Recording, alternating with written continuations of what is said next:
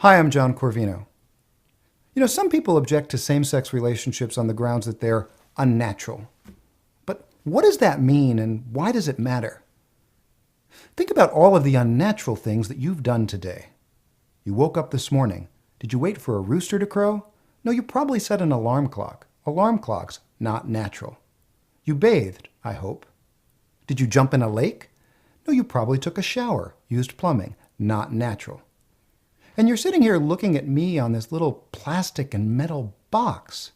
Not natural. And yet when people say homosexuality is unnatural, that's supposed to stop the debate somehow. When I've asked people to explain, I've gotten some pretty funny answers about what they mean. Some have said, well, of course it's unnatural. Animals don't do that. Since when did animals start providing us with our moral standards, especially in the area of sex? Think about that the next time you're humping some stranger's leg. Animals don't provide us with our moral standards, and if they did, well, second, animals do that. In fact, not only do they engage in homosexual sex, some actually form same-sex pair bonds.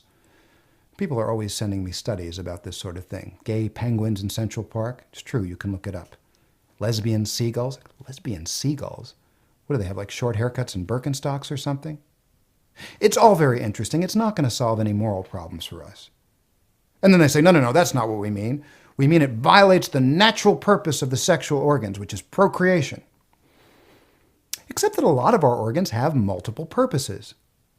I can use my mouth for talking, for singing, for breathing, for licking envelopes, for blowing bubbles, for kissing a woman, or for kissing a man. And it seems very arbitrary to say, well, all of those are natural except the last one. Now, obviously, one purpose of the sexual organs is procreation. But is that the only legitimate purpose?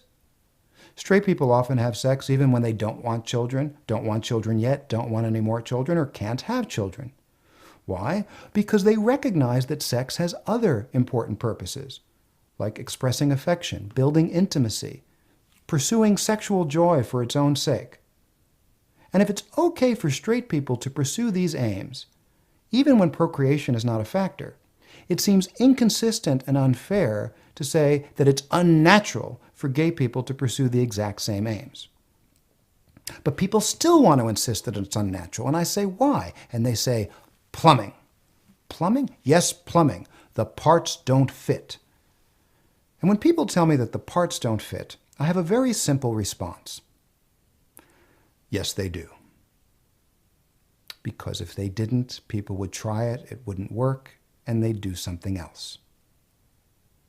I mean, think about what that scenario would look like. Oh my God, the parts don't fit. What are we going to do? I don't know. You want to go bowling? Sure, this is not working. I have actually had people say to me, well, of course it's wrong because... And I want to say, if you're doing it this way, you're doing it wrong. And the more serious response to this is, anytime we reduce people and their lives and their relationships to this, to parts, that's dehumanizing. And it's ironic because it's usually opponents of homosexuality who say that we treat sex as this base, animalistic thing devoid of meaning, when in fact that's what they're doing in this case.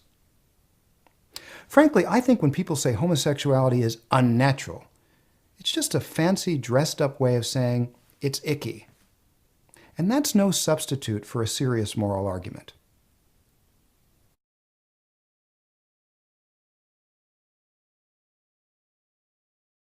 I mean, really? What does lesbianism look like to these people?